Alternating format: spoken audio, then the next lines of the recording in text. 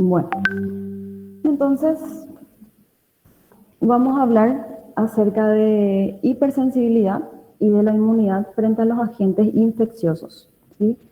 Frente a virus, bacterias, hongos y parásitos. Así, bien cortito, bien especificado, sin ir demasiado por las ramas, para que puedan también tener un poco clara la manera en que la inmunidad actúa frente a cada uno de estos agentes infecciosos.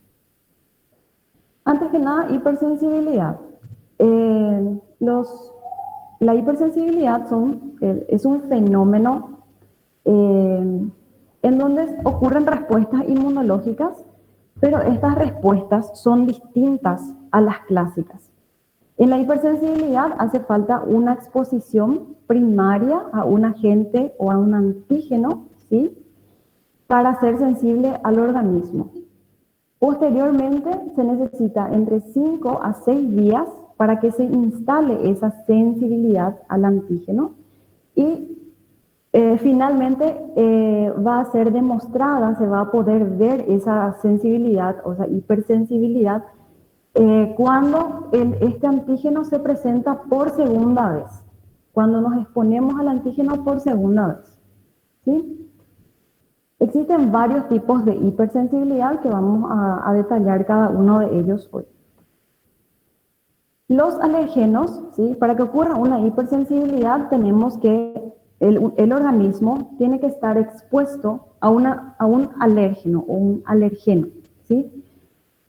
Son aquellos que determinan los cuadros de hipersensibilidad y principalmente la hipersensibilidad de tipo atópica, ¿sí? Que vamos a detallar enseguida, que son las famosas alergias, ¿sí? No es lo mismo hipersensibilidad que alergias. Entonces,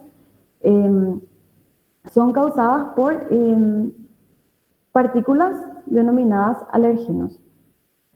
Sí, sería el antígeno, pero al causar hipersensibilidad son denominados alergenos.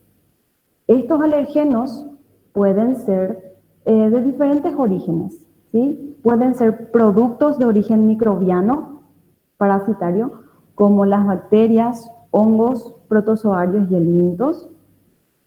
Pueden ser polvos de vegetales, ¿sí? Como polen, fibras, polvo casero, alimentos, todo tipo de alimentos, sustancias de origen animal también, entre pelos, plumas, piel y secreciones, y también medicamentos como aspirina, opiáceos y algunos antibióticos. Bueno, una primera clasificación, como les dije, la hipersensibilidad, existen varios tipos de ella, ¿sí? Una primera clasificación parte a la hipersensibilidad en hipersensibilidad inmediata y una hipersensibilidad retardada, ¿sí? Dependiendo del tiempo que toma para poder presentarse. Y este cuadrito van a encontrar en el libro de Canese. Canese está muy bien explicado, me gusta más en ese capítulo de hipersensibilidad. Y aquí van a encontrar el cuadro resumen de la hipersensibilidad inmediata y retardada. La hipersensibilidad inmediata ocurre en pocos minutos posterior al estímulo antigénico. Una vez que entramos en contacto con el alergeno, ¿sí? La hipersensibilidad se produce en pocos minutos y desaparece en pocas horas. Normalmente compromete al músculo liso y a los vasos sanguíneos, dependiendo de cada especie animal. Casi siempre en la hipersensibilidad inmediata existe muerte del tejido afectado. ¿Okay? En la hipersensibilidad inmediata actúa la inmunoglobulina E y la inmunoglobulina G. Normalmente el factor celular, las células que actúan son aquellas, o las afectadas, son las productoras de inmunoglobulina, solamente ellas, que son los linfocitos B, los plasmocitos y también los mastocitos, ¿sí? Que se unen a las inmunoglobulinas. Puede haber hipersensibilidad inmediata, se puede transferir pasivamente mediante el paso de inmunoglobulinas, ¿sí? En las reacciones cutáneas, ¿sí?, actúan mayormente los neutrófilos, ¿sí?, polimorfonucleares, y en menor medida los mononucleares, como monocitos, macrófagos, etc. Su mecanismo químico se da por parte de algunas sustancias que son la histamina, la serotonina y las quininas. El tratamiento para la hipersensibilidad inmediata está dada por antihistamínicos, ¿sí?, y relajantes del músculo liso. Y la desensibilización ocurre relativamente de manera fácil y de manera transitoria. Por parte de la hipersensibilidad retardada, esta se desarrolla lentamente y también desaparece lentamente. La máxima reacción surge entre las 24 y las 72 horas posterior al estímulo del alergeno, ¿sí?, posterior al contacto con el alergeno. La hipersensibilidad retardada puede afectar cualquier tipo de tejido orgánico, cualquier tipo, no solamente músculo liso y vasos sanguíneos, en cualquiera. No siempre hay muerte de tejido en la hipersensibilidad retardada.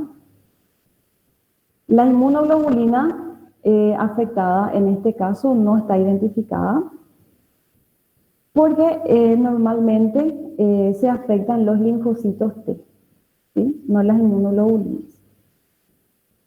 Existe una transferencia pasiva también de esta hipersensibilidad por medio de linfocitos T.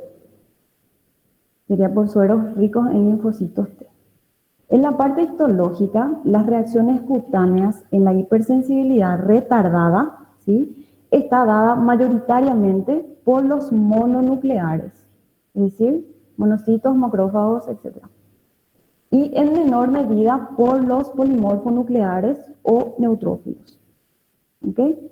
El mecanismo químico de la hipersensibilidad retardada está dada por las linfocinas o linfoquinas, ¿sí? El tratamiento para la hipersensibilidad retardada es por medio de los esteroides. Y la desensibilización es difícil realizar, ¿sí?, de manera transitoria. Bueno, eso por una parte, ¿sí? Una primera clasificación entonces de la hipersensibilidad es inmediata y tardía o retardada, ¿sí? Se usan ambos términos. Tenemos otra clasificación de la hipersensibilidad denominada de Hell y Coombs, ¿verdad? Por las personas que desarrollaron o que describieron cada una de este tipo de hipersensibilidad. Tenemos así entonces 4 tipos de hipersensibilidad. Tenemos hipersensibilidad de tipo 1 o anafiláctica, ¿sí?, hipersensibilidad de tipo 2 o citotóxica, hipersensibilidad de tipo 3 o de complejo inmune, y el tipo 4, ¿sí?, hipersensibilidad de tipo 4 o dependiente de linfocitos T, retardada o celular dependiente de linfocitos T. Bueno, en el tipo 1 o anafiláctica es la IgE la que entra en acción, ¿sí? No participa el complemento en este tipo de hipersensibilidad. Son los mastocitos y los basófilos las células que son afectadas en este proceso. Los productos químicos que causan la hipersensibilidad de tipo 1 o anafiláctica son los productos de los mastocitos, los productos de los gránulos que están en los gránulos de los mastocitos, ¿sí? Y el cuadro clínico que presenta este tipo de hipersensibilidad son conocidas como anafilaxia, ¿sí?, alergia alimentaria o la fiebre del heno. La fiebre del heno es la famosa rinitis alérgica, ¿sí? Bueno, luego tenemos la hipersensibilidad de tipo 2. Esto es ya un resumen de lo que vamos a ver ahora posteriormente, ¿verdad? Esto es así a grandes rasgos. La hipersensibilidad de tipo 2 o citotóxica entran a actuar la IgG y la IgM. En este tipo de reacciones sí participa el complemento y las células afectadas son los glóbulos blancos, todos ellos, todos los tipos, los glóbulos rojos y las plaquetas. Los productos químicos causales, los que causan la hipersensibilidad de tipo 2 citotóxica, es la lisis de estas células, ¿sí? Por causa del complemento. Y entonces se liberan los factores químicos que tienen dentro y entonces producen las reacciones de hipersensibilidad citotóxica. Los cuadros clínicos son enfermedades por el factor RH, ¿sí? Que les voy a poner en su tareita para que puedan conocer un poco más. En donde la madre es positiva o negativa y el feto contrario, ¿verdad? Entonces existe una reacción de hipersensibilidad citotóxica. En reacciones transfusionales también, ¿sí? Cuando se transfunden sangre con factor RH diferentes. Y trombocitopenias, o sea, un decaimiento del contagio general de trombocitos o de plaquetas. La hipersensibilidad de tipo 3, denominada también de complejo inmune, ¿sí? Actúan la inmunoglobulina G, inmunoglobulina M y también otras que no están especificadas. Sí actúa el complemento y se afectan las células tisulares, ¿sí? De los tejidos. Los productos químicos que causan este tipo de complejo inmune es la acción complejo inmune sobre vasos y tejidos. Vamos a hablar bien del complejo inmune, qué significa enseguida. Los cuadros clínicos son la reacción de Artus, la enfermedad del suero y la neumonitis. También vamos a ver cada uno de ellos un poquito más adelante. Bueno, y por último, la hipersensibilidad de tipo 4 o dependiente de linfocitos T. No actúa ninguna inmunoglobulina porque, como su nombre dice, dependen de los linfocitos T, ¿sí? No participa el complemento, son afectadas las células de los tejidos, ¿sí? Los productos que causan este tipo de reacción de hipersensibilidad son las linfoquinas, ¿sí? O linfocinas de los linfocitos T, las enzimas que tienen los linfocitos T. Y los cuadros que causan son las alergias, infecciones y dermatitis por contacto. ¿Okay?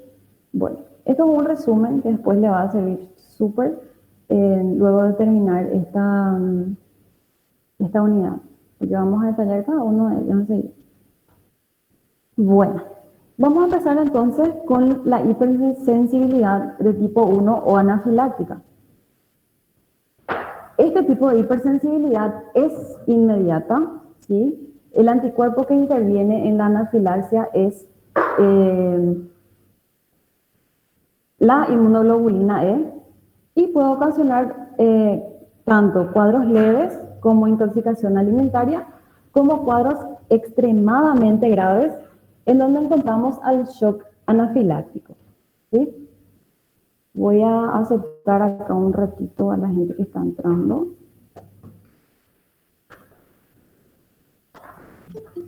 Un ratito.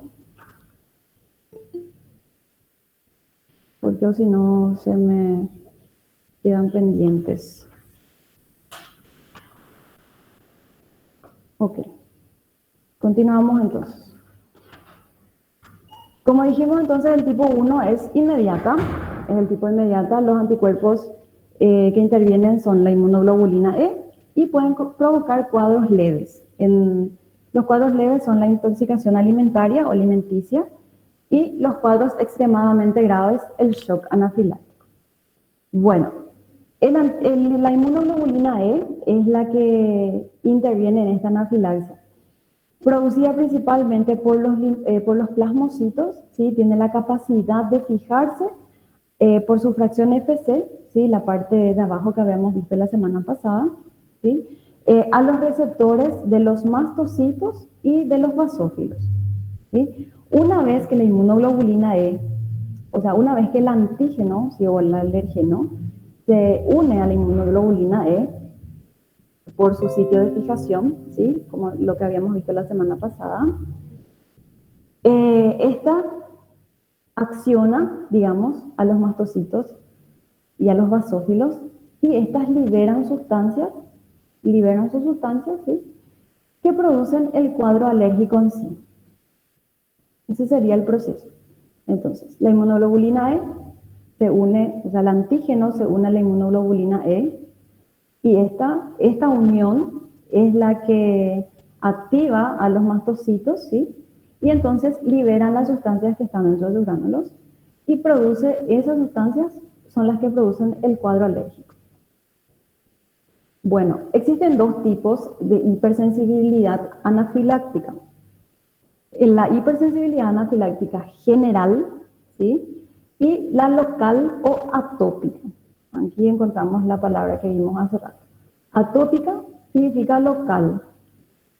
Cada una de ellas, obviamente, como su nombre lo dice, una presenta reacción de tipo general y otra nada más de tipo local. Como en este caso actúa la inmunoglobulina E, dijimos, ¿verdad? Como este anticuerpo no pasa la barrera placentaria, no existe la transmisión pasiva de la madre al feto, pero sí existe una predisposición familiar, ¿sí? A sufrir este tipo de hipersensibilidad. Y como vimos hace rato, puede ocurrir una transmisión pasiva mediante la inyección de un suero que contengan las inmunoglobulinas E específicas para cada antígeno, para cada alérgeno. Bueno, ahora entramos en la hipersensibilidad anafiláctica general, ¿sí?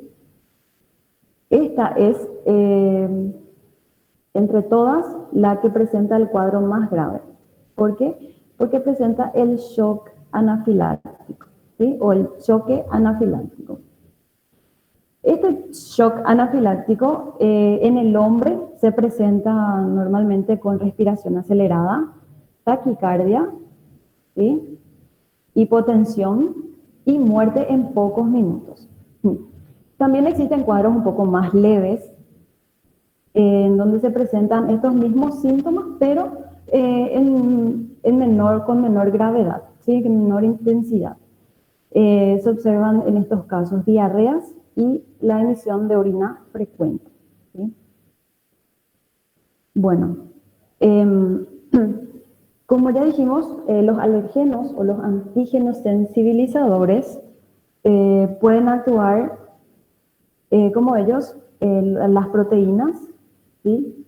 Polisacáridos, lípidos también, que habíamos visto la semana pasada, los tipos de antígenos, o antígenos conjugados, ¿sí? Los antígenos conjugados son aquellas mezclas, digamos, entre diferentes antígenos, proteínas y polisacáridos o proteínas y lípidos, ¿sí?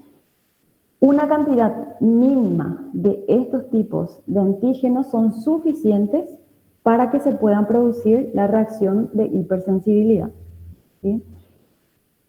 Y existe un tiempo mínimo necesario para que la IgE específica se produzca en el cuerpo, ¿sí? Y establezca la sensibilidad. Este tiempo es de 8 días más o menos, ¿sí? A partir de los 8 días.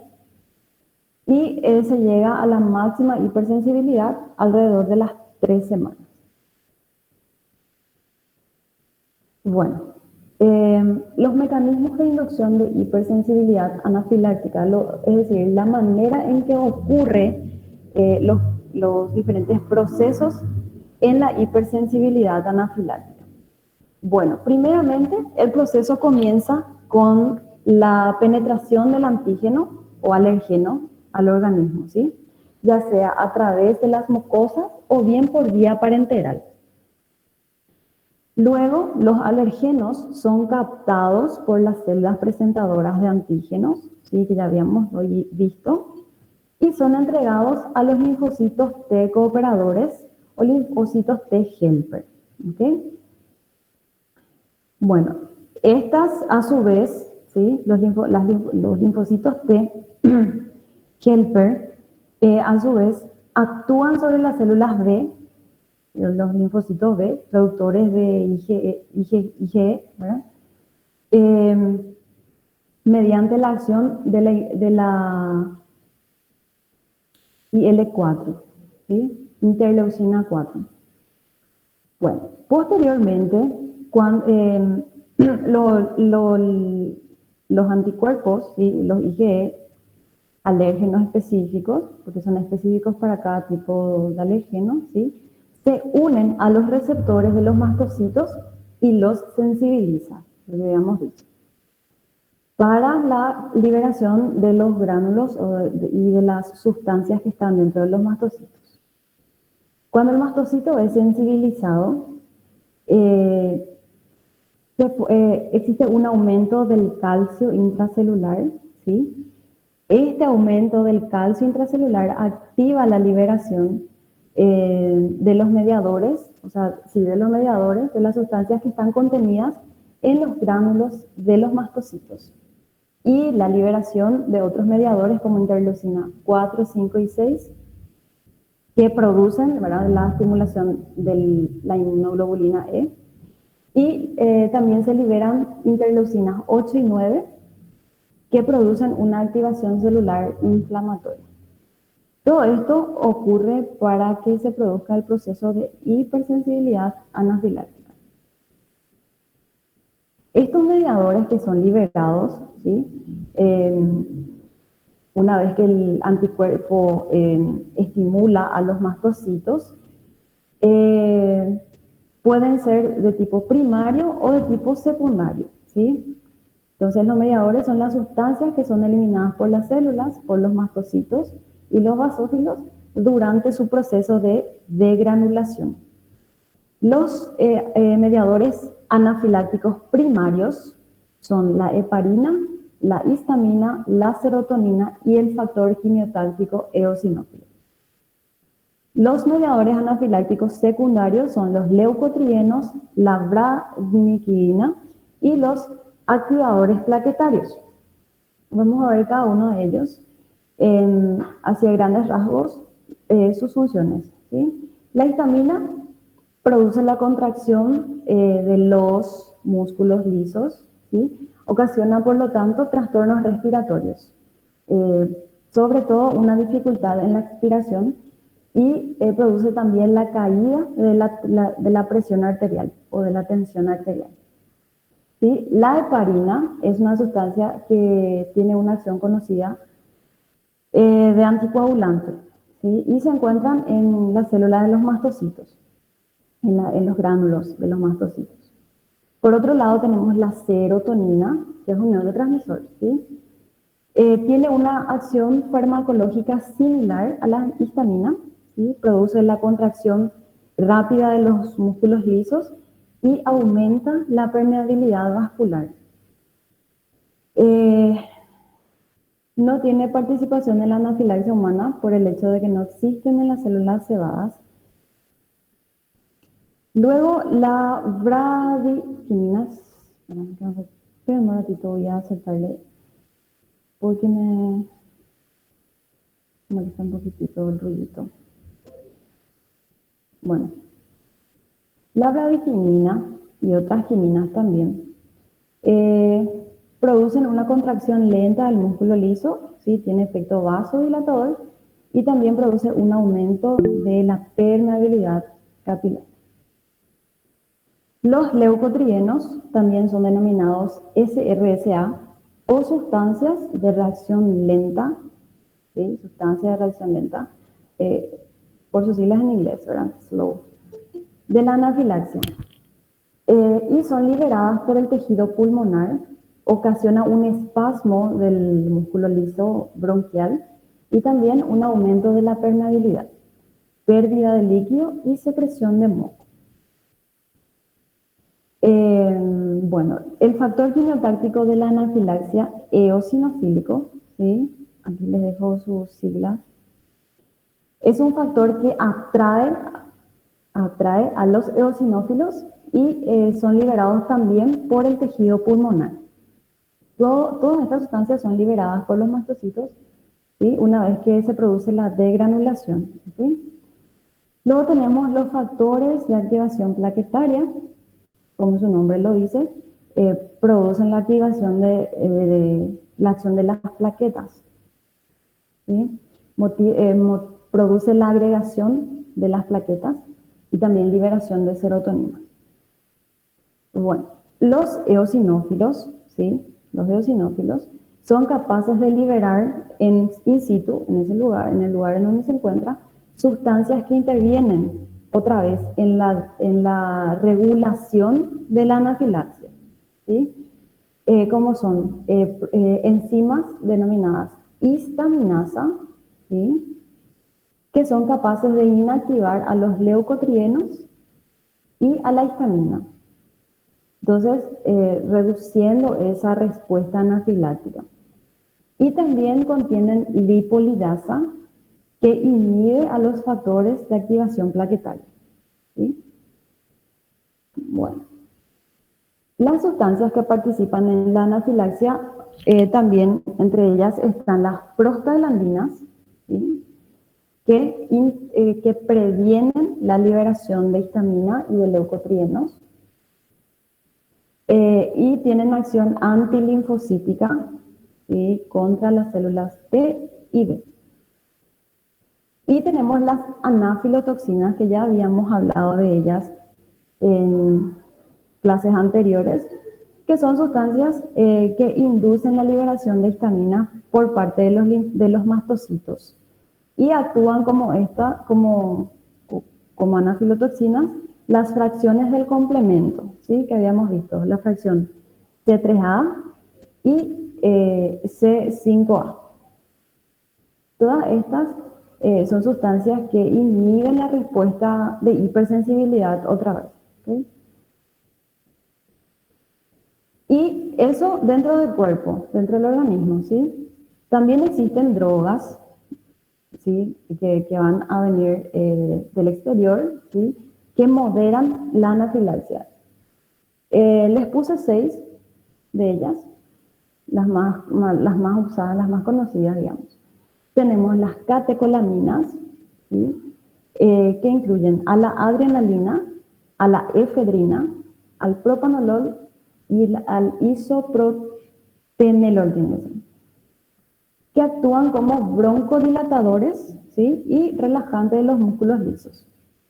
Contrarrestan la acción de todas las sustancias liberadas en la degranulación de los mastocitos. Luego tenemos los antihistamínicos, ¿sí? Que actúan mejor como preventivos que durante una crisis. Previene el espasmo bronquial y son eficaces en el tratamiento del prurito y del edema, ¿sí? Prurito, la picazón, y edema, saben que es la hinchazón por acúmulo de líquido, ¿sí? De líquido y de células en la inflamación. Ok. El cromolín sódico también se usa como moderador de la anafilaxia. Es un extracto de una semilla que tiene el nombre de Asnibisnala, ¿sí? Pueden investigar un poquitito también acerca de esta semilla, ¿sí? Y de las sustancias que contiene como moderadores de la anafilaxia. Esta previene la liberación de la histamina y de los leucotrienos, y normalmente también se usa como profiláctico, ¿sí? Para prevenir, y no actúa durante las crisis. Luego tenemos las metilxantinas, ¿sí? También producen relajación del músculo liso y broncodilatación, y las más usadas son la cafeína, la teofilina y la teobromina. Las antiserotoninas también son moderadoras de la anafilaxia, pero son poco usadas, o sea, no se usan en realidad, porque se trata del ácido lisérgico, ¿sí? El LSD, que contiene actividad alucinógena, pero que también modera la anafilaxia. Y por último, los corticoides, ¿sí? Que aún si son administradas por vía endovenosa, no son útiles en los cuadros agudos, ¿sí? Pero se pueden utilizar en el broncoespasmo persistente y para la baja presión arterial. Bueno, vamos a entrar a eso hablando siempre de la hipersensibilidad anafiláctica de tipo general, ¿sí? Ahora vamos a entrar a hablar de la anafiláctica local o atópica, ¿sí? Son las mejor conocidas como alergias. Son habitualmente de carácter hereditario, ¿sí? Y siempre se observan niveles elevados de IgE en los diferentes tipos de alergia. Bueno, la sensibilización del organismo se realiza, ocurre, ¿verdad?, mediante el ingreso espontáneo de los antígenos ambientales, ¿sí? Que entran ya sea por la piel, por la conjuntiva ocular, por todas las barreras, ¿verdad?, que tenemos en el organismo. Por cualquiera de ellas puede ingresar el antígeno y causar la sensibilización frente a él, ¿sí? También por vías respiratorias o por el aparato digestivo.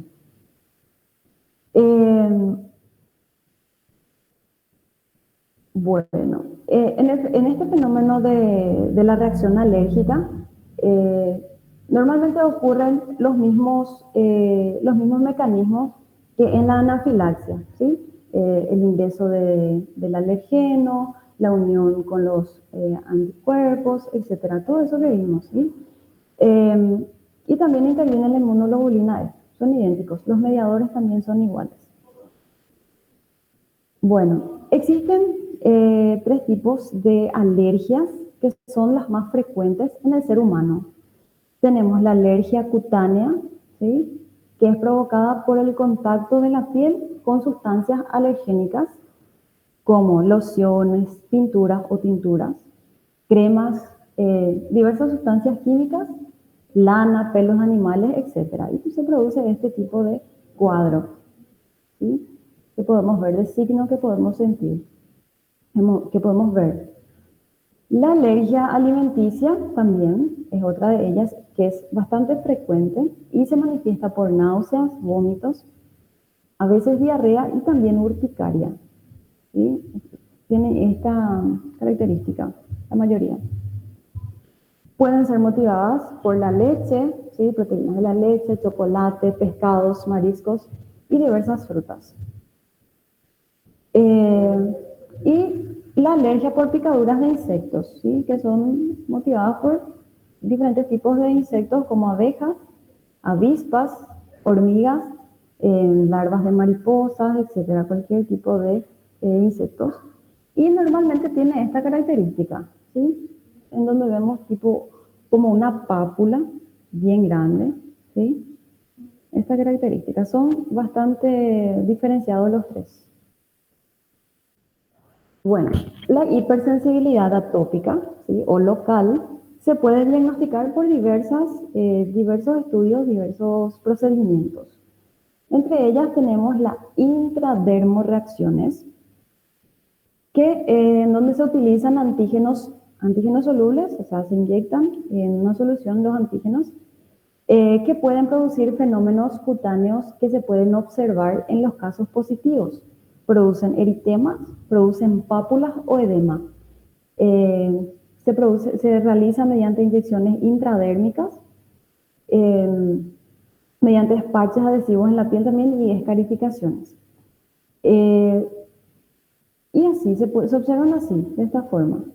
Se inyecta por vía intradérmica, ¿sí?, el suerito con los antígenos alergenos a los cuales queremos saber a qué somos alérgicos, ¿verdad?, normalmente. Y cuando es positivo se presenta de esta manera, en forma de pápula. Aquí fueron inyectados también, por lo que se puede ver en la imagen, pero no causó reacción, ¿sí?, de hipersensibilidad. Aquí sí, aquí sí. Aquí en menor proporción, pero también es positivo. Aquí sí bastante y aquí más aún. Entonces esa es la intradermorreacción. También se pueden realizar pruebas en donde se provocan los cuadros alérgicos, en donde se usan en soluciones en donde se encuentran los alérgenos, pero muy diluidos. Y se suministran por vía ya sea respiratoria, digestiva, cutánea o conjuntival. Pero su uso es muy limitado porque de repente no se sabe el nivel de hipersensibilidad otra vez que tengan, ¿verdad? Entonces, como es un poco peligroso, no se utiliza. La más utilizada son las intradermoreacciones o la dosificación de la IgE en casos agudos, ¿verdad? La dosificación de IgE, normalmente la IgE se encuentra aumentada entre 3 a 5 veces por encima, ¿verdad?, de la cifra normal cuando hay una alergia activa, ¿sí? Normalmente se utiliza el método de ELISA, que es un tipo cuantitativo método cuantitativo, ¿sí? Y la RIA. La determinación de la IgE específica también se efectúa por un procedimiento denominado RIA. Y la medición de la eosinofilia. Con un hemograma, ¿sí?, vemos el nivel de eosinófilos que tenemos y que normalmente es súper alto en los cuadros atópicos o de alergia. ¿Sí? Aquí vemos las intradermoreacciones otra vez. Y pasamos a la hipersensibilidad de tipo 2.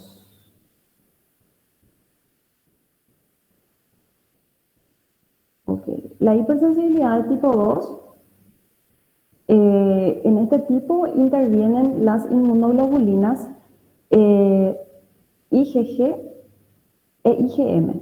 ¿Sí? Esta hipersensibilidad de tipo 2 es citotóxica. En este proceso el anticuerpo se une al antígeno, ¿sí? Se une al antígeno que se halla en la membrana de las células de la que es un componente, o bien se puede tratar de un antígeno o un apteno fijado a ello, ¿sí? El apteno ya habíamos dicho que eran pequeñas moléculas que de por sí solas no podían causar inmunidad o respuestas inmunitarias, pero sí unidas a una proteína, ¿sí?, portadora. Entonces, esta hipersensibilidad de tipo 2 se observa en las enfermedades autoinmunes, ¿sí?, en las reacciones frente a fármacos, a diversos fármacos, y en las isoinmunizaciones, ¿sí? ¿Se acuerdan de este prefijo iso en los tipos de antígenos? ¿Sí? Se presentan en reacciones post-transfusionales, incompatibilidad materno-infantil, que es la reacción del factor RH, ¿sí?, y los rechazos de los injertos, de los aloinjertos. Los cuadros clínicos más conocidos son el síndrome de Good-Pasteur y la miastenia gravis. Esta les voy a pasar después, como les dije, la tarea ya de toda la unidad para que puedan hacer un resumen, ¿sí? Y ya les ayude para las pruebas. Este síndrome, les adelanto, ¿verdad?, es una enfermedad autoinmune en donde hay inconvenientes en los pulmones y en los riñones. Por eso un síndrome, un conjunto de síntomas, ¿verdad? Se produce sangrado pulmonar, ¿sí?, hemorragia pulmonar y glomerulonefritis. Y la miastenia gravis, que produce una debilidad del músculo, ¿sí?, una debilidad del músculo, que normalmente tenemos bajo control o voluntad propia, ¿verdad?, control voluntario. Y perdemos el control normalmente porque hay una ruptura, digamos, entre el nervio y los músculos, ¿sí? Entonces de eso también van a investigar un chiquitito más. Bueno, la hipersensibilidad de tipo 3, que es el complejo inmune que ya hablamos bastante, este tipo están formados por un anticuerpo precipitante, ¿sí? Y un antígeno soluble. Este complejo antígeno-anticuerpo se unen, ¿sí? El antígeno se une al anticuerpo. Se depositan en los vasos, ¿sí? Y en las membranas basales y estimula la acción del complemento y produce la aglutinación, ¿sí? Aquí podemos ver aglutinación o agrupamiento de los trombocitos o las plaquetas, ¿verdad?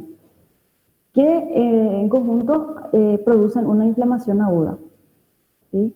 Y ocasionan además procesos de trombosis, ¿sí? Aumento de los trombocitos de las plaquetas y producen necrosis.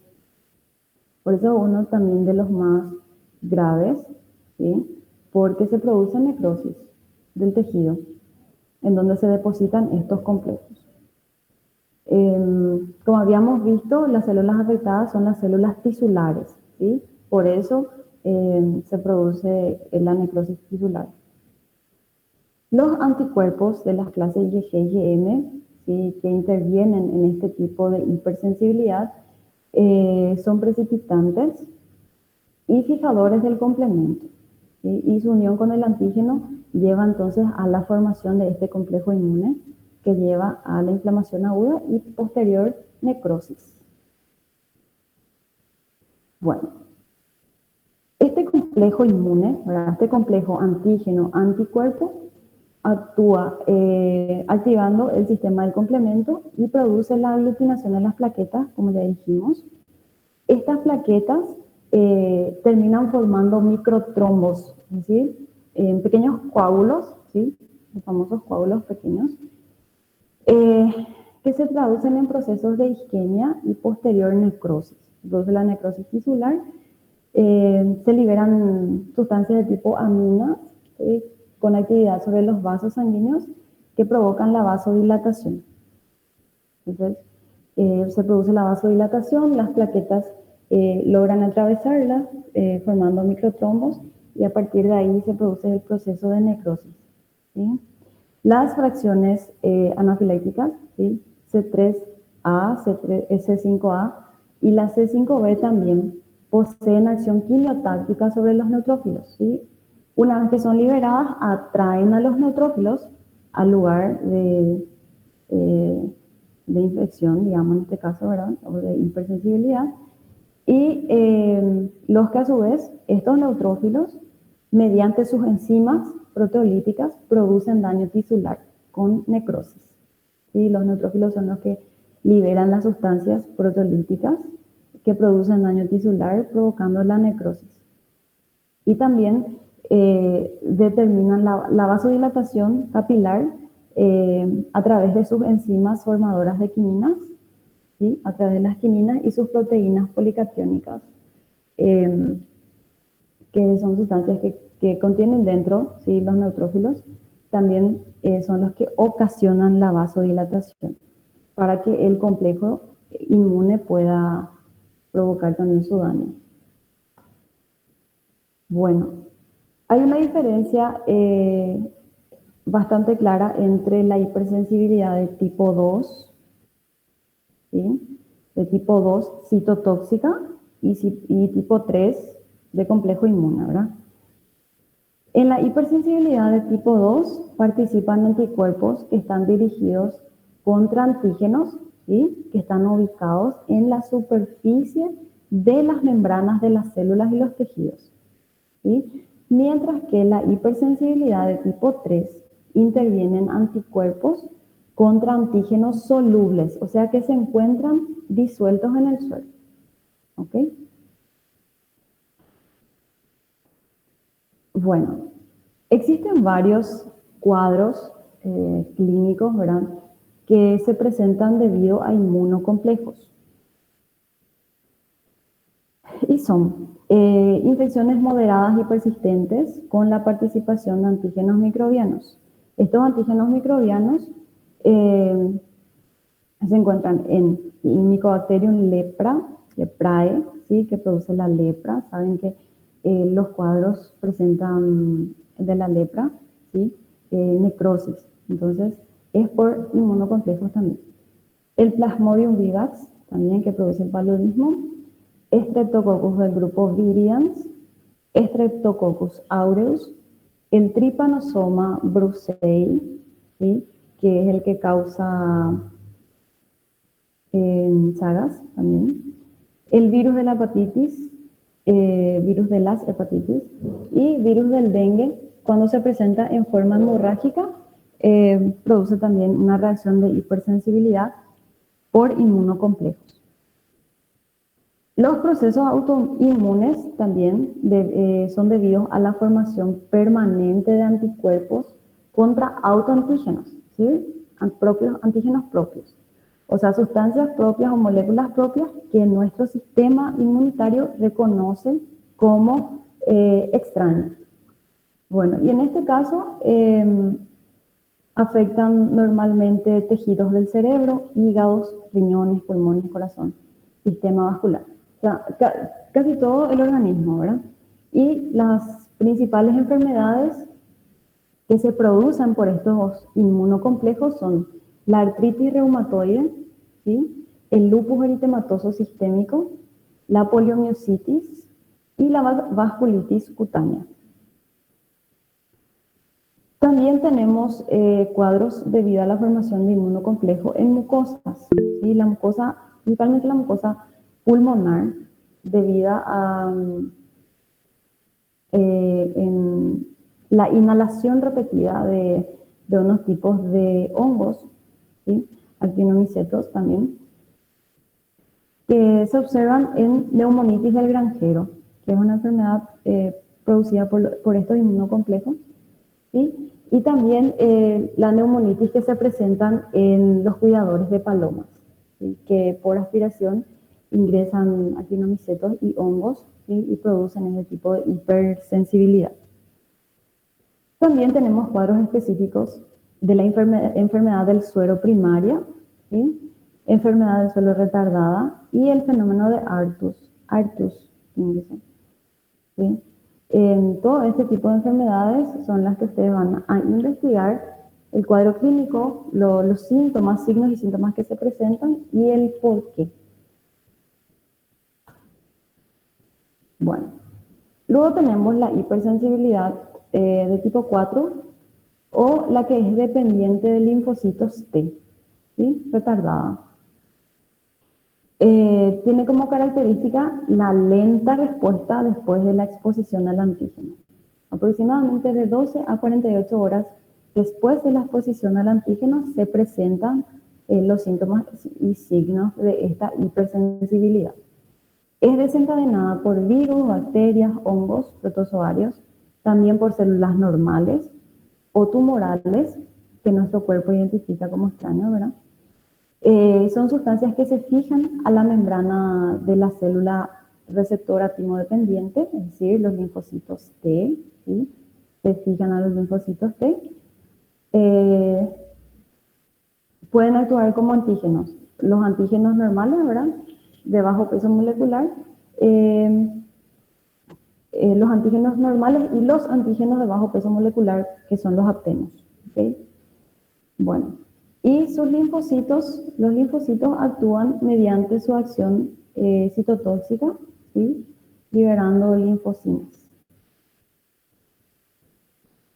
Okay. En este tipo de hipersensibilidad de tipo 4, el primer contacto que se realiza con el antígeno tiene un plazo entre las 24 y 48 horas. Normalmente los contactos sucesivos. La primera respuesta, ¿sí? Se realiza después de una semana, la primera respuesta. Pero cuando hay contactos sucesivos, sí, se presenta entre las 24 y 48 horas. La acción citotóxica que el linfocito realiza sobre las células que portan el antígeno no necesita la intervención del complemento ni de ningún otro anticuerpo. Directamente los linfocitos T, ¿sí? Sobre los antígenos. Y es también importante en este tipo de acción citotóxica en las enfermedades autoinmunes y en los rechazos de injertos también y en los casos de tumores. Bueno, Existen tres tipos de reacciones de hipersensibilidad retardada, ¿sí? Tenemos la hipersensibilidad de contacto o por contacto, ¿sí? Que es, como su nombre lo dice, cuando nos ponemos en contacto con algún tipo de alérgeno. Cuando la piel se pone en contacto con algún tipo de alérgeno. ¿Sí? Empieza la reacción entre las 48 y 72 horas. Luego tenemos la hipersensibilidad de tipo tuberculínico, ¿sí? Que también produce reacción entre las 48 y 72 horas. Y la hipersensibilidad granulomatosa, que se manifiesta mediante la reacción tardía entre 21 y 28 días. Esta es la tarea 2 que les voy a dejar, ¿sí? Para que investiguen cómo se presenta la hipersensibilidad de tipo tuberculínico y la granulomatosa, ¿sí? Que por su nombre sabemos que presentan granulomas, que es un término médico que ustedes van a investigar. ¿Qué significa? La inmunidad frente a antígenos infecciosos hacen referencia, ¿verdad?, a los fenómenos de defensa que realiza nuestro organismo frente a los diferentes tipos de agentes infecciosos que pueden agredirnos. Vamos a hablar primero sobre los virus, ¿sí? Los virus, al atacar el organismo humano, infectan diversos tipos de células. Y dependiendo para esto, el tipo de receptor que posee la célula. Como ya le habíamos dicho, no sé si se acuerdan en la primera clase que habíamos hablado, los virus no infectan cualquier tipo de célula, son específicas, porque dependen de los receptores o de las proteínas que tengan en la membrana, ¿sí?, para que puedan unirse a ellas. Así, por ejemplo, el virus del HIV, ¿sí?, tienen preferencia por las células inmunológicas, como habíamos hablado, todas aquellas que posean los receptores CD4, ¿sí? Por otro lado, otro ejemplo, tenemos el virus de la rabia, que tiene preferencia por los receptores de acetilcolina, por lo cual ataca directamente a las neuronas, ¿sí?, que poseen estos tipos de receptores. Bueno, a nivel de la piel, sobre nuestra piel y en las mucosas, el interferón, ¿sí?, los diferentes tipos de interferones y la inmunoglobulina A en las mucosas, ¿verdad?, y también en la piel, pueden inactivar al virus, ¿sí? Una vez que el virus penetra los tejidos, se produce una respuesta inmunitaria específica, ¿sí?, que es producida tanto por los linfocitos T como los linfocitos B, ¿sí?, los linfocitos B formando anticuerpos. En la sangre y en los líquidos intercelulares actúan la IgG y la IgM. La IgA secretora protege a las superficies epiteliales y mucosas, ¿sí?, como ya habíamos visto también. Y los anticuerpos, junto con el sistema del complemento, pueden romper o pueden lisar las células que están infectadas con el virus. Sabemos que los virus son dependientes, ¿verdad? No pueden, dependientes de células, sí o sí deben ingresar dentro de una célula para poder reproducirse y poder producir su acción, ¿verdad? Su acción contra el cuerpo. Entonces, tanto los anticuerpos como ayudados por el sistema de complemento ayudan a alisar estas células, y una vez que la célula muere, muere el virus, ¿sí? Bueno, normalmente estos antígenos víricos que ingresan al cuerpo son de naturaleza proteica, glucoproteica o proteica. Y normalmente la célula huésped es capaz de glucosilar el antígeno vírico durante el proceso de evaginación del virus. Una vez que el virus empieza a liberar su material genético dentro de las células, ¿verdad? Normalmente la célula glucosila su antígeno y produce la inactivación de ellos. Hay varios procesos, vamos a ver enseguida.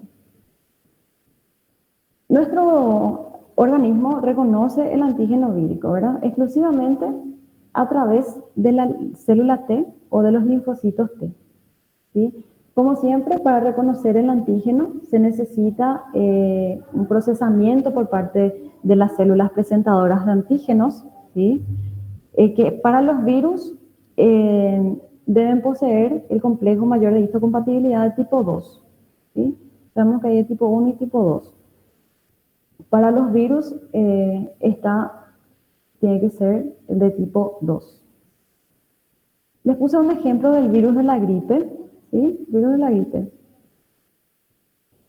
Normalmente, o sea, siempre los principales antígenos de superficie que posee el virus de la gripe son la hemaglutinina o H, ¿sí?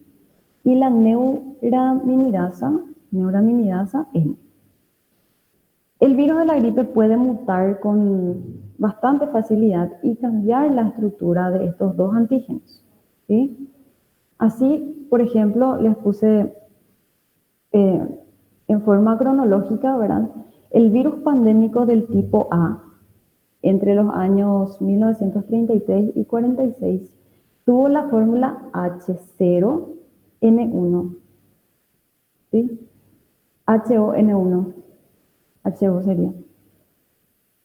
Luego, pasando los años, produciéndose unos procesos de mutaciones, entre los años 1947 y 56, mutó al tipo H1N1, ¿sí?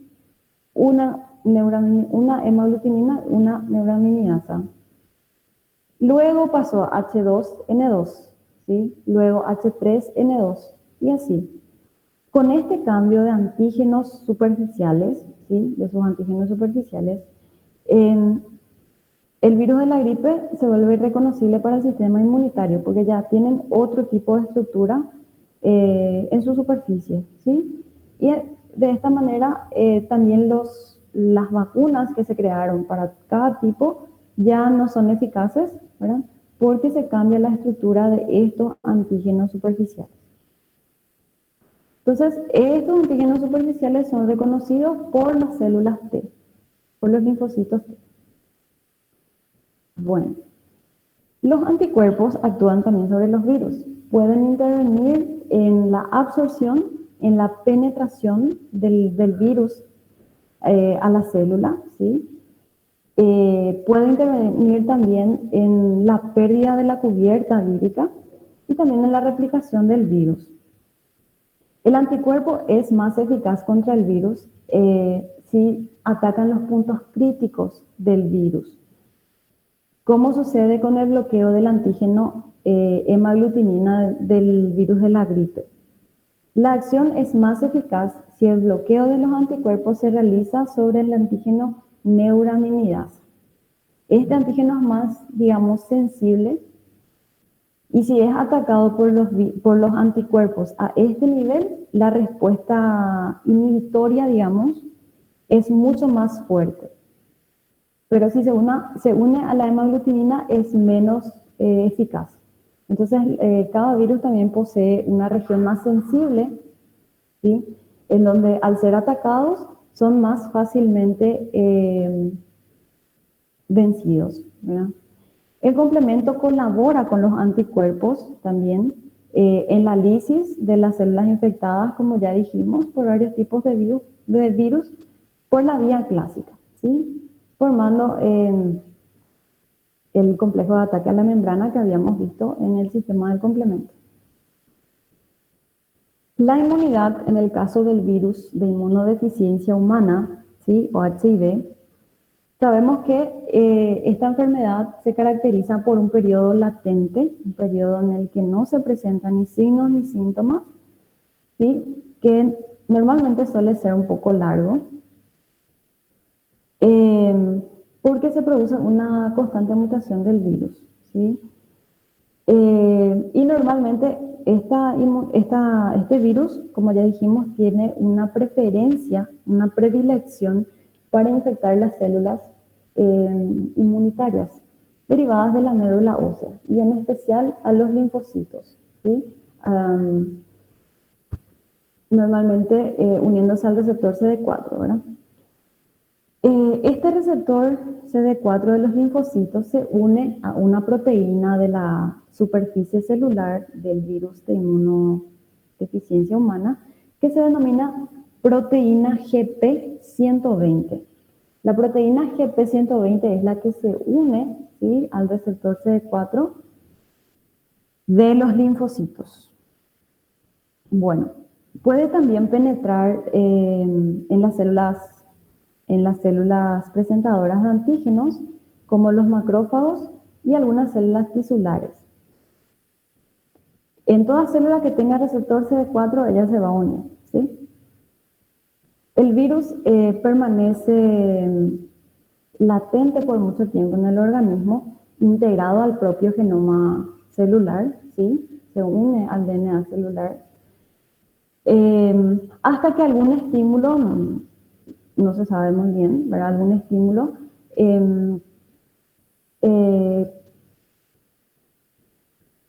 que se producen por las células, por las citocinas, ¿verdad? Principalmente, factor de necrosis tumoral, interleucina 6 y otras sustancias, ¿verdad? Que activa la transcripción de su material genético, con lo cual el virus evagina, ¿sí?, libera su material genético a través de la membrana celular. Y ahí empieza el proceso de enfermedad. Bueno, la inmunidad frente a las bacterias. Cada bacteria va a tener una susceptibilidad dependiendo de la estructura de su pared, ¿sí? Las enzimas lisosomales y la lisosima son activas contra la capa de peptidoglucano, como ya habíamos dicho, ¿sí?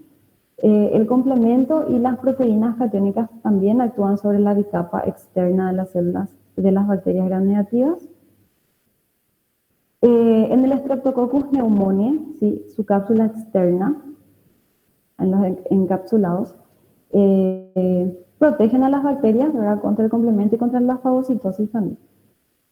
Y son estimulantes del sistema inmunitario, tanto los glucolípidos, los lipopolisacáridos y el peptidoglucano de la bacteria. Y todos estos antígenos van entonces a estimular la inmunidad, la respuesta inmunitaria. Bueno, el mecanismo de ataque bacteriano, ¿sí? Las bacterias pueden desarrollar su poder patógeno de tres maneras, digamos. Por su capacidad de invasión, ¿sí?, sin toxicidad, son las denominadas bacterias virulentas. También pueden atacar por su toxicidad, ¿sí?, sin capacidad de invasión, que son las llamadas bacterias tóxicas.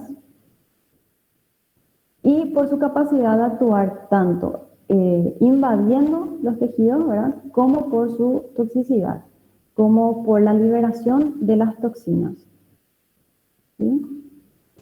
Bueno, la inmunidad, ¿verdad?, principalmente las células T y las células B actúan, ¿verdad?, en el sistema inmunitario contra las bacterias. Pero hay mecanismos antibacterianos sin la participación de estas células, ¿sí? Inmunidad sin la participación de las células T y las células B, que son las siguientes. Se produce una activación de la vía alternativa del complemento, ¿sí?, y el desarrollo de la cascada del complejo lítico C5-C9, ¿sí?, del complejo de ataque a la membrana que habíamos visto la semana pasada, con la liberación, ¿sí?, de la C3A y la C5A. Entonces, esto, como siendo anafilotoxinas, producen la contracción de los músculos lisos y la degranulación de los mastocitos, ¿sí?, con la liberación de histamina y leucotrienos, produciendo aumento de la permeabilidad vascular y la quimiotaxis de los neutrófilos, y lo que ya habíamos visto. También los productos péptidos bacterianos tienen efecto directo sobre los fagocitos, ¿sí? Los macrófagos, etc. Polimorfos nucleares. La liberación de las citocinas, factor de necrosis tumoral interleucina 1, por parte de los macrófagos activados, también producen la activación, ¿verdad?, sistémica de otros fagocitos y también producen una adhesión de estas bacterias al endotelio vascular.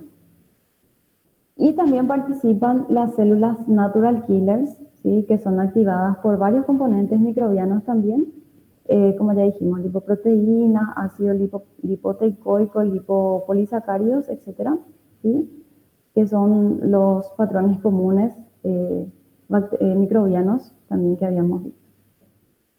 Y también el factor de necrosis tumoral liberado por los macrófagos activados, ¿verdad?, actúan sobre las bacterias. Todos estos mecanismos, entonces, sin la participación de las células T y B. Bueno, ahora, la participación de estas células, de los linfocitos T y los linfocitos B, en la respuesta contra las bacterias se da porque tanto las células T como B se encargan de eliminar de forma selectiva, ¿sí?, específica, a las diferentes bacterias patógenas que ingresan a los tejidos. Si el microorganismo es de tipo tóxico, ¿sí?, produce la liberación de toxinas, los anticuerpos cumplen una función de antitoxina específica.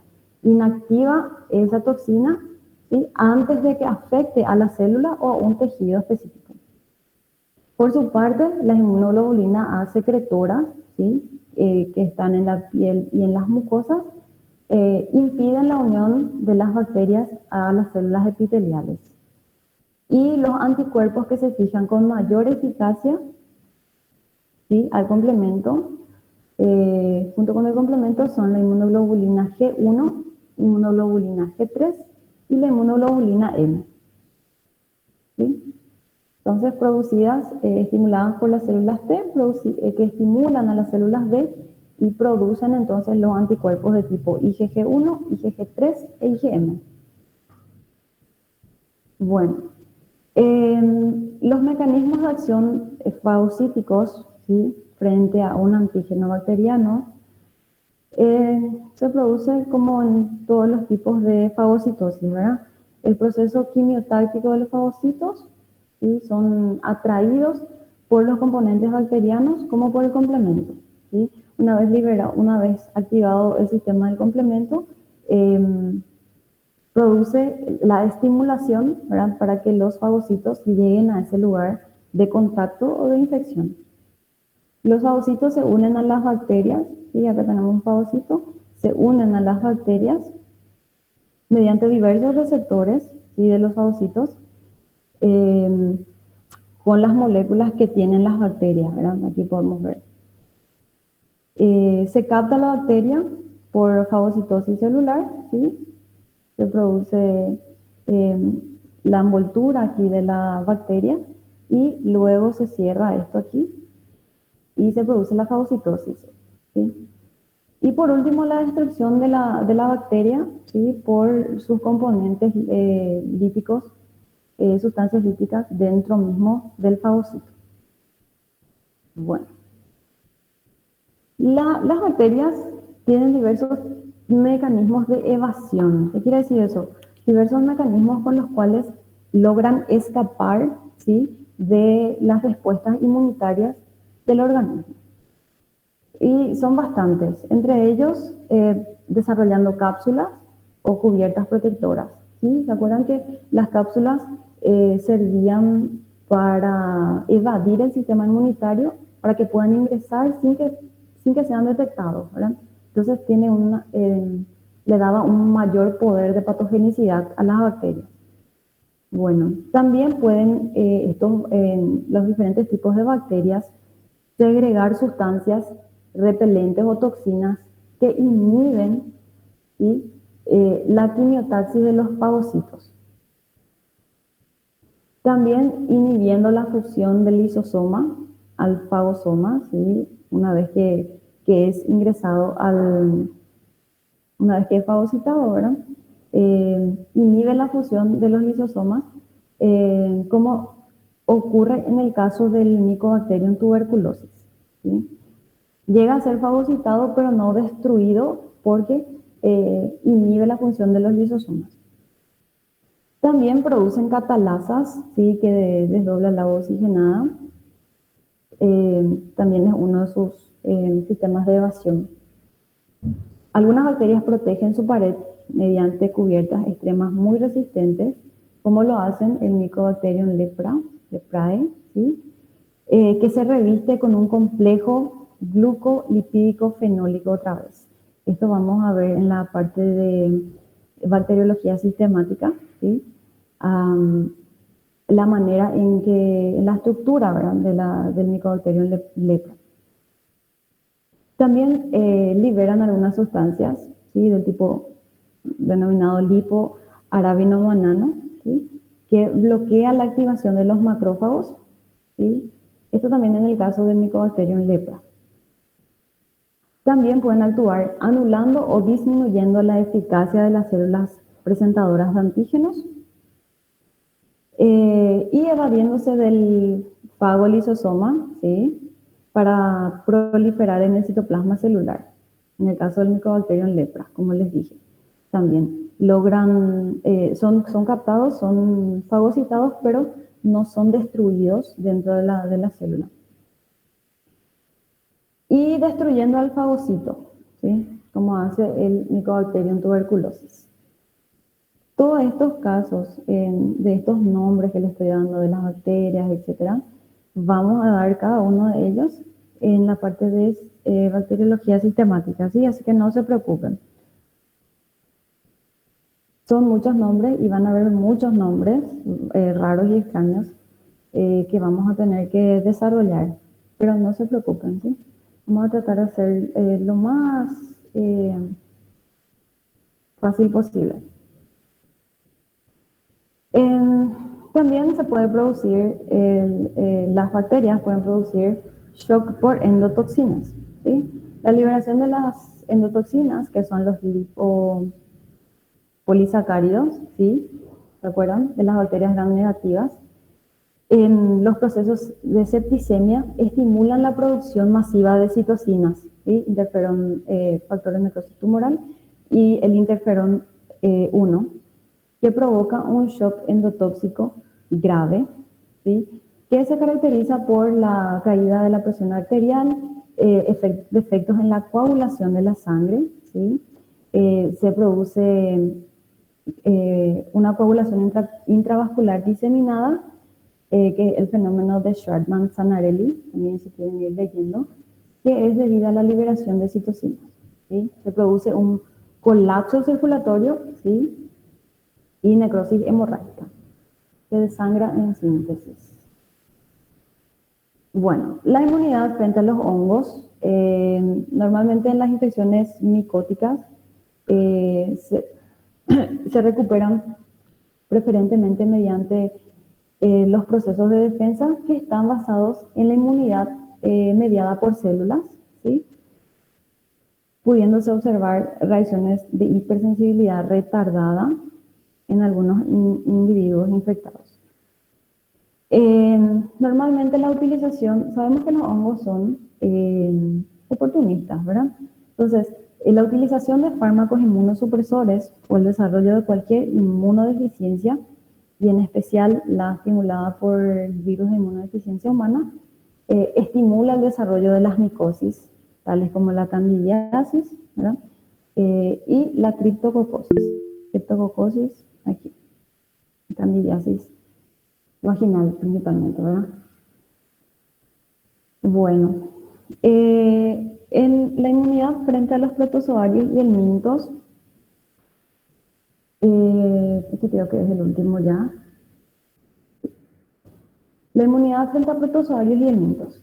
Los macrófagos, los neutrófilos, eosinófilos, mastocitos y plaquetas cumplen funciones que controlan la multiplicación y la diseminación de estos microorganismos, ¿sí? También actúan junto con ellos las citoquinas segregadas principalmente por los linfocitos T y los macrófagos.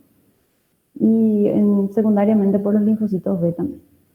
Por los fibroblastos y las células del endotelio vascular también liberan este tipo de sustancias que ayudan a combatir a los diferentes tipos de parásitos. Y estos son los denominados parásitos, protozoarios y elementos. Bueno, los anticuerpos participan en la parasitosis, son específicos también, ¿verdad? Los anticuerpos específicos son capaces de eliminar a los parásitos que están libres, ¿sí? En la zona extracelular e impiden que ingresen a las células, ¿verdad? Pero los anticuerpos no logran actuar frente a los parásitos intracelulares, aquellos que ingresan dentro de las células. Aquí, por ejemplo, podemos observar un extendido, ¿sí? Estos son glóbulos rojos. Y aquí dentro se encuentran, esto es un plasmodium, se encuentra ya dentro de la célula. En este caso, el anticuerpo ya es ineficaz, ¿sí? Bueno, este está afuera, este está adentro. Bueno, el mecanismo de acción de los anticuerpos pueden ser fijación del anticuerpo en el parásito directo, ¿sí? Los que están, hablamos en la zona extracelular, ¿sí? Como Plasmodium spp, el tripanosoma y algunos helmintos intestinales, una vez que todavía no hayan ingresado a las células, ¿sí? También pueden actuar bloqueando la unión del parásito sobre una nueva célula, como ocurre con el Plasmodium spp. Bloquea el parásito, bloquea la unión del parásito por la célula. Luego también pueden actuar reforzando la fagocitosis de los macrófagos, ¿sí? Es un proceso que aumenta la participación del complemento en el caso del Plasmodium, ¿sí? Que produce el paludismo, y el Trypanosoma brucei. También los anticuerpos pueden colaborar en la citotoxicidad, ¿sí? Mediada por células y dependientes de los anticuerpos en infecciones motivadas por Trypanosoma cruzi, Trichinella, esquistosoma y filarias. Como les dije, yo sé que estos nombres les va a asustar o les va a preocupar, ¿verdad? Pero no se preocupen que cada uno de ellos vamos a ver en 2 unidades más al frente y ahí les va a quedar muchísimo más claro cómo ocurre todo esto. Esta parte de inmunología básica, sí, vamos a dar de manera así general para que después, cuando entremos también a cada una de las especies de bacterias, podamos entender cómo ocurre tanto su infección, o sea, su poder patógeno, como la inmunidad que ocurre, ¿verdad?, frente a ellos. El sistema de defensa que ocurre frente a estos microorganismos. Bueno, hasta acá llegamos hoy, ¿sí? Me van dejando sus nombres y les voy a pasar, esta tarde ya les voy a pasar la tareita de esta unidad. ¿Está bien? Muchísimas gracias y les espero la próxima semana. La tarea les voy a dar 15 días, ¿sí? Porque se aplazó el tema del examen, de la parcial, ¿sí? Una semana más. Entonces, les voy a dar 15 días para que puedan completar su trabajito de inmunología y después vemos cómo nos organizamos para el examen, ¿sí? Entonces, muchas gracias a ustedes, gracias por escuchar, gracias por estar ahí y nos vemos en la próxima clase. Me dejan sus nombres y después yo paso lista. ¿Está bien?